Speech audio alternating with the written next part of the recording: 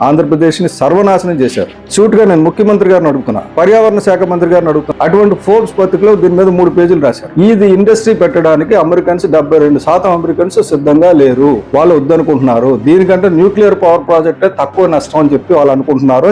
ఆ bulk drugs వల్ల వచ్చే రోగాలు మాత్రం ప్రజలు భరించాలి. బాబు గారికి అన్ని తెలుసు, మా బాబు గారికి అన్ని తెలుసు అని చెప్తారు. 500 మందికి ఉపాధి కల్పించే డేటా సెంటర్ గురించి విశాఖపట్నం ప్రజల్లో 20 లక్షల మంది ప్రజలను ఇబ్బంది పెట్టి, వన్యప్రాణులను ఇబ్బంది పెట్టి చేయడం అవసరమా?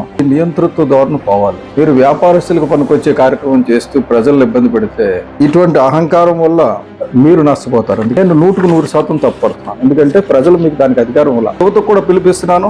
ఇది మీ భవిష్యత్తు. ముఖ్యమంత్రి గారికి ఆ హక్కు ఉంటుందా? ఎలాగుంటుంది?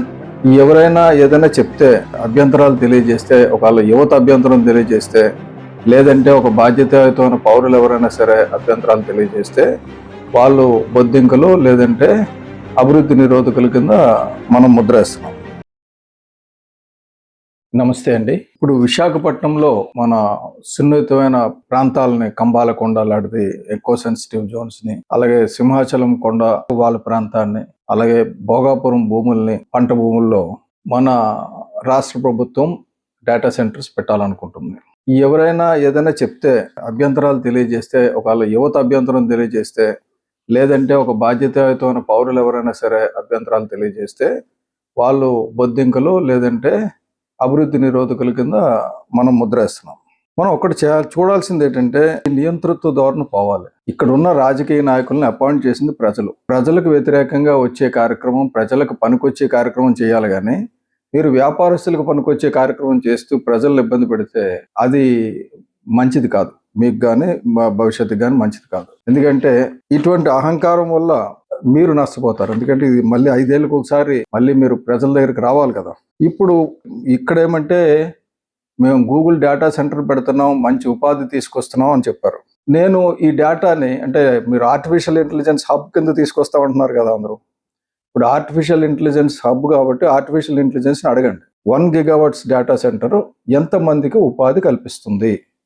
శాశ్వతమైన ఉపాధి ఎంతమందికి వస్తుంది? తాత్కాలికమైన ఉపాధి ఎంతమందికి వస్తుంది? కన్స్ట్రక్షన్ ఫేజ్లో శాశ్వతమైన ఉపాధి 200 మ్యాక్సిమం, అంటే 200 నుంచి 500 వరకు, ఒక లిబరల్గా ఉంటూ 500 వరకు వస్తుంది. 500 మందికి ఉపాధి కల్పించే డేటా సెంటర్ గురించి విశాఖపట్నం ప్రజల్లో 20 లక్షల మంది ప్రజలను ఇబ్బంది పెట్టి, వన్యప్రాణులను ఇబ్బంది పెట్టి చేయడం అవసరమా? దానివల్ల ఎవరికి లాభం? డ్యూరింగ్ ద కన్స్ట్రక్షన్ ఎవరో రాజకీయ నాయకుల అండతో బలపడే కాంట్రాక్టర్లు ఉంటారు, వాళ్ళకు 2 సంవత్సరాలు ఉపాధి ఉంటుంది, అంతకు మించి లేదు.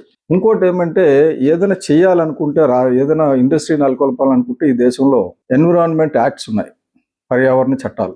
దాని ప్రకారంగా పర్యావరణ ప్రభావ అంచనాలు వేయాలి. అలాగే సామాజిక ప్రభావ అంచనాలు, అంటే ఇండస్ట్రీ వల్ల అక్కడ పర్యావరణం ఎంత దెబ్బతింటుంది, సమాజం మిగతాది ఎంత దెబ్బతింటుంది అని చేయాలి. ఇది చేయడానికి కేంద్ర మంత్రిత్వ శాఖ ఒకటి ఉంది, ministry of environment and forest. అలాగే రాష్ట్రంలో కూడా state level environment impact assessment authority అని ఒకటి ఉంది. ఈ రెండింటికి బాధ్యత ఉంటుంది. అయితే దీనికి ఒకటి ప్రతి ఒక్కరు తెలుసుకోవాల్సింది ఏంటంటే, ముఖ్యంగా ఇష్టం వచ్చినట్టు మాట్లాడకుండా చట్టపరంగా మాట్లాడాలంటే తెలుసుకోవాల్సింది ఏంటంటే, మనకి ఎన్ని రకాల కేటగిరీస్ ఉన్నాయి, ఏ ఇండస్ట్రీ ఏ కేటగిరీలోకి వెళ్తుంది అనేది తప్పనిసరిగా మనకు తెలియాలి.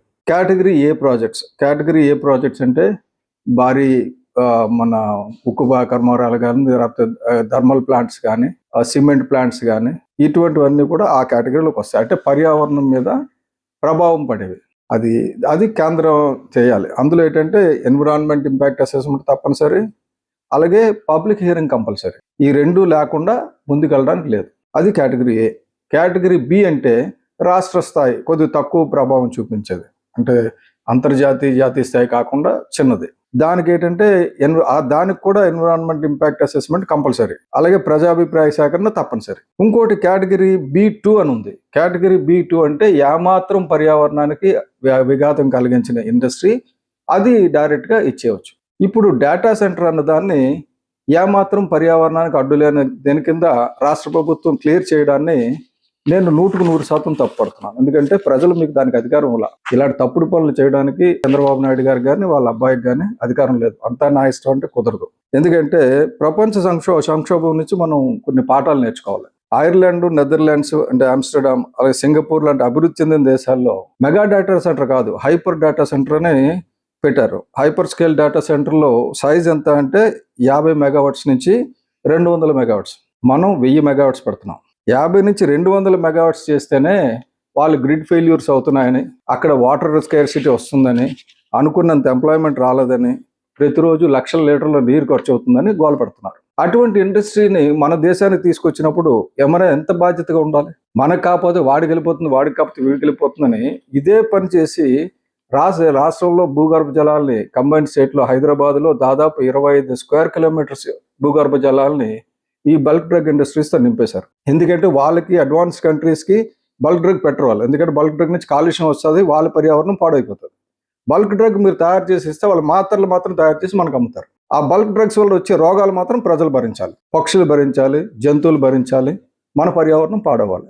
అది బల్క్ డ్రగ్స్ చేసిన సాయం చాలు మీరు. ఎందుకంటే బల్క్ డ్రగ్స్తో ఆంధ్రప్రదేశ్ని సర్వనాశనం చేశారు. అది ఎవరు తెచ్చినా సరే బల్క్ డ్రగ్ ఓనర్స్కి కొద్దిగా ఇబ్బంది అనిపించవచ్చు చాలామందికి, కానీ బల్క్ డ్రగ్తో పాటు కనీసం ఎండ్ ప్రోడక్ట్ కూడా మనమే తయారు చేసి ఇచ్చి ఉంటే వేరేగా ఉండేది. మనం బల్క్ డ్రగ్ కేజీల లెక్కలో అమ్మితే వాళ్ళు గ్రాముల లెక్కలో మనకి అదే కేజీకి ఎంత డబ్బు ఇస్తున్నాం, గ్రాముకి అంత డబ్బులు కలెక్ట్ చేసుకుంటున్నారు. సో మనం కష్టం అంతా మంది, జబ్బులు మనకి, డబ్బులు వాళ్ళకి. అది బల్క్ డ్రగ్స్ కదా. ఇప్పుడు డేటా సెంటర్ విషయంకి వస్తే మీరు డేటా సెంటర్ని B2 కేటగిరీ కింద ఎలాగ చూపిస్తారు? సూట్గా నేను ముఖ్యమంత్రి గారిని అడుగుతున్నా, ఇది B2 కేటగిరీ కింద ఎలాగొస్తుంది? పర్యావరణ శాఖ మంత్రి గారిని అడుగుతున్నా, B2 కేటగిరీ కింద ఎలాగొస్తుంది? అమెరికన్స్ ఫోర్బ్స్ పత్రికలో వచ్చింది. ఫోర్బ్స్లో ఎవరైనా పత్రికలో ఆర్టికల్ వస్తే ఒక ఇంచ్ వస్తే చాలు అనుకుంటారు. అటువంటి ఫోర్బ్స్ పత్రికలో దీని మీద 3 పేజీలు రాశారు. ఏం రాశారంటే, ఇది ఇండస్ట్రీ పెట్టడానికి అమెరికన్స్ 72% అమెరికన్స్ సిద్ధంగా లేరు, వాళ్ళు వద్దనుకుంటున్నారు, దీనికంటే న్యూక్లియర్ పవర్ ప్రాజెక్టే తక్కువ నష్టం అని చెప్పి వాళ్ళు అనుకుంటున్నారు అని చెప్పి. అటువంటిది మనం తెద్దాం అనుకున్నప్పుడు తెండి, కానీ మరి పర్యావరణ ప్రభావ అంచనాలు వెయ్యాలి కదా. ఇంత డిజాస్టరస్ యూనిట్ అని చెప్పి ప్రపంచం అంతా చెప్తుంటే అచ్చే ఏం లేదు, బాబు గారికి అన్ని తెలుసు, మా బాబు గారికి అన్ని తెలుసు అని చెప్తారు. అంటే ఇది కాదండి, పద్ధతి కాదు ఇది. మీరు B2 కేటగిరీ కింద దీన్ని అసెస్ చేయడానికి లేదు. నేను 100% దీనికి వ్యతిరేకంగా పోరాటం చేస్తా, ఎవరేమనుకున్నా సరే. మమ్మల్ని బొద్దింకలానండి, అభివృద్ధి నిరోధకులానండి, ఏమైనా అనండి, కానీ విశాఖ సర్వనాశనం అవుతుంటే చూస్తూ ఊరుకునే పరిస్థితి లేదు. ఇదివరకు అమరావతి విషయంలో కూడా నేను గలం ఎత్తా, ఒక్క అక్షరం నేను తప్పు చెప్పలా. అమరావతిలో పంట భూములు కాపాడమని చెప్పాం, మీరు కాపాడుతామని రాసిచ్చారు. అమరావతిలో ఫ్లడ్ ప్లైన్స్ని కాపాడమని చెప్పాం, మీరు కాపాడుతామని రాసిచ్చారు. అమరావతిలో రైతు కూలీలు ఒక్కడు కూడా పక్కన పోడు, అదంతా బ్యారన్ ల్యాండ్స్ అని మీరు డిక్లేర్ చేశారు. సస్యశ్యామలంగా 3 పంటలు పండేదాన్ని మీరు బ్యారన్ ల్యాండ్స్ అని డిక్లేర్ చేసి మీరు ముందుకు వెళ్తున్నారు. వెళ్ళండి, భవిష్యత్తు ఎలాగుంటుంది. ఎందుకంటే మీరు జగన్మోహన్ రెడ్డి గారు అందరూ కలిసి నిర్ణయించారు కాబట్టి తేల్చుకోండి. కానీ ఇక్కడ డేటా సెంటర్ విషయంకి వచ్చేసరికి మీరు జగన్మోహన్ రెడ్డి గారు కలిసి మాట్లాడినా సరే డెఫినెట్గా చట్టం అన్నది ఒకటి ఉంటుంది, ధర్మం అన్నది ఒకటి ఉంటుంది. మేము దాని ప్రకారం వెళ్తాం, దీన్ని 100% నిలువరిస్తాం, అందులో అనుమానమే లేదు. ఎందుకంటే ఇది ప్రజల తరపున మాట్లాడాల్సిన బాధ్యత నాకు ఉంది, ఒక పర్యావరణవేత్తగా, దీని గురించి తెలిసిన వాడిగా. అలాగే యువత భవిష్యత్తు గురించి నాశనం అవుతుంటే చూస్తూ ఊరుకునే మనిషిని నేను కాదు. ఇది డెఫినెట్గా యువతకు కూడా పిలిపిస్తున్నాను. ఇది మీ భవిష్యత్తు. అడవుల్ని నాశనం చేసి 200 ఉద్యోగాలు 500 ఉద్యోగాలు ఇచ్చేది కుదరదు. ఒకవేళ లేదు వాళ్ళు చెప్పినట్టు 1,00,000 ఉద్యోగాలు వచ్చేటట్టయితే 1,00,000 ఉద్యోగాలు ఇప్పుడు ఎవరికి ఎక్కడ ఇస్తారో రాసి ప్రజలకు చెప్పానండి, దాన్ని ప్రజామోదం తీసుకోమనండి, దాన్ని అగ్రిమెంట్ పైన పెట్టమనండి. ఈ లోపాయికార ఒప్పందంతో 100 ఎకరాలు దోచిపెట్టడానికి కుదరదు. అలాగే భోగాపురంలో రిలయన్స్కి 855 ఎకరాలు ఎవరిని అడిగిస్తారండి? మీరు ఎలాగ డిసైడ్ చేస్తారు? మీ క్యాబినెట్కి అంత హక్కు ఉందా, అథారిటీ ఉందా? ముఖ్యమంత్రి గారికి ఆ హక్కు ఉంటుందా? ఎలాగుంటుంది? మీరు ముందు పర్యావరణ ప్రభావం అంచనా చేసి సోషల్ ఇంపాక్ట్ అసెస్మెంట్ చేసుకొని ఆ తర్వాత అది కావాలనుకున్నది డిసైడ్ చేయాలి. అలా కాకుండా మీ ఇష్టం వచ్చినట్టు మీరు డిసైడ్ చేసి గొర్రెలలో అడవి ధ్వంసం చేసేసి అక్కడ ఒక ఇండస్ట్రీ, ఇక్కడ ఒక ఇండస్ట్రీ, ఎవరైనా అడిగితే అధికారులు మీరు కళ్ళు మూసుకోండి, మీకు అభివృద్ధి గురించి తెలియదు. అభివృద్ధి అంటే ఎకనామీ ఒకటే కాదండి, ఎకాలజీ కూడా.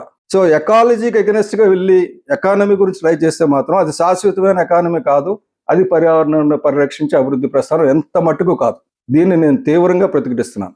దయచేసి ఒక్కసారి చంద్రబాబు నాయుడు గారు, లోకేష్ గారు, అలాగే పవన్ కళ్యాణ్ గారు ఒకసారి దీని మీద మేధావుల సలహా తీసుకోండి, ఎక్స్పర్ట్స్ ఒపీనియన్ తీసుకొని ముందుకెళ్ళండి. అంతేగాని వితౌట్ ఎన్విరాన్మెంట్ ఇంపాక్ట్ అసెస్మెంట్ని ఈ ప్రాజెక్ట్ ముందుకు తీసుకెళ్తే మాత్రం నేను తప్పనిసరిగా దీన్ని నిలువరిస్తా. కోర్టు దీనికి ఒప్పుకోదు. Thank you.